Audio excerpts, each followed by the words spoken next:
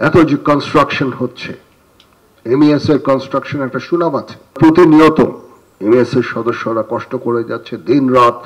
এই সার্ভিস ধীরে ধীরে এখন সহস্র বাণী যে জায়গায় আছে সেটার যত কনস্ট্রাকশন ওয়ার্ক যেগুলো হয়েছে এগুলো প্রধানত এমইএস এর তত্ত্বাবধানে হয়েছে। এই সার্ভিসই এর জন্য এই কৃতিত্বের দাবিদার। 63টা কার্যালয় আছে আপনাদের, এর মধ্যে বেশ কিছু কার্যালয় হচ্ছে অ্যাডহক।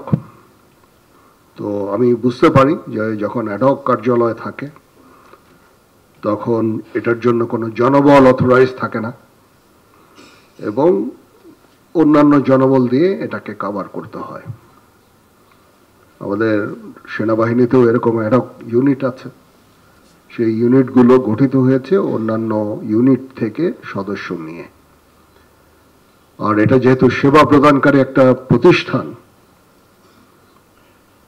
এখানে এভাবে গঠন করা হলে স্বভাবতই কাজের চাপ অনেক বেড়ে যায়। বছর শেষের খুশি নগদে হবে বেশি। নগদ পেমেন্টে নির্দিষ্ট ক্যাটাগরির কেনাকাটায় 300 টাকা পর্যন্ত ক্যাশব্যাক। একটা কমপ্লেন দিলে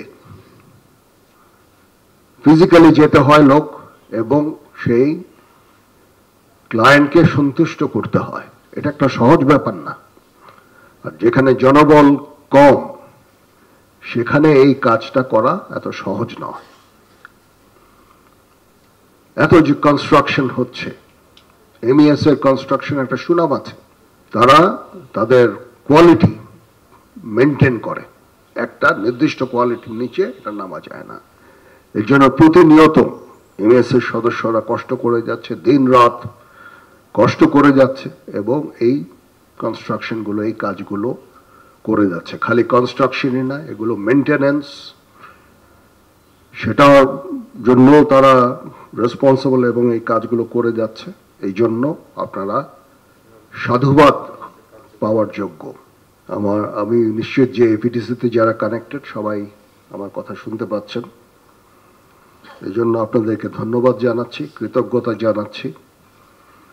সশস্ত্র বাহিনীর জন্য আপনারা নিরলস পরিশ্রম করে যাচ্ছেন। অনেক বড় বড় কাজ আপনারা করেছেন। এএফআইপির এই যে সম্প্রসারণ এবং আধুনিকায়ন, সিএমএইচ এর ক্যান্সার সেন্টার নির্মাণ, সিভিলের বিপিএটিসির 20 তলা ভবন, এটার জন্য আপনারা কাজ করে যাচ্ছেন। বিভিন্ন নৌ বাহিনীর যে বেসগুলো, বিমান বাহিনীর বেস, এগুলির জন্য এগুলির কনস্ট্রাকশন কাজও আপনারা করে যাচ্ছেন। আমি আশা করব যে আপনাদের যেই ভালো কাজ, এই যে সুন্দর কাজ যেগুলো করে যাচ্ছেন এগুলো চালিয়ে যাবেন এবং আমরা সবাই উপকৃত হব। আপনারা দেশেই না বিদেশেও ওকেপি মিশনে যাচ্ছেন, বিভিন্ন ইউএন মিশনে যাচ্ছেন, সেখানেও আপনারা কর্মদক্ষতা আমরা দেখেছি।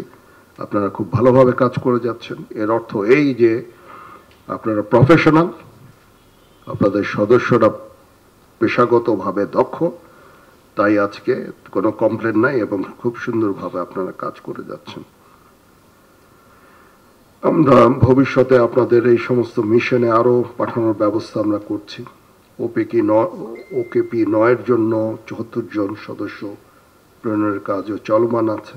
আপনাদের বেশ কিছু সদস্য হচ্ছে অস্থায়ী কর্মচারী, তাদের বেতন ভাতা বৃদ্ধির জন্য আমরা কাজ করে যাচ্ছি। তাদেরকে পার্মানেন্ট করার জন্য আমরা কাজ করে যাচ্ছি।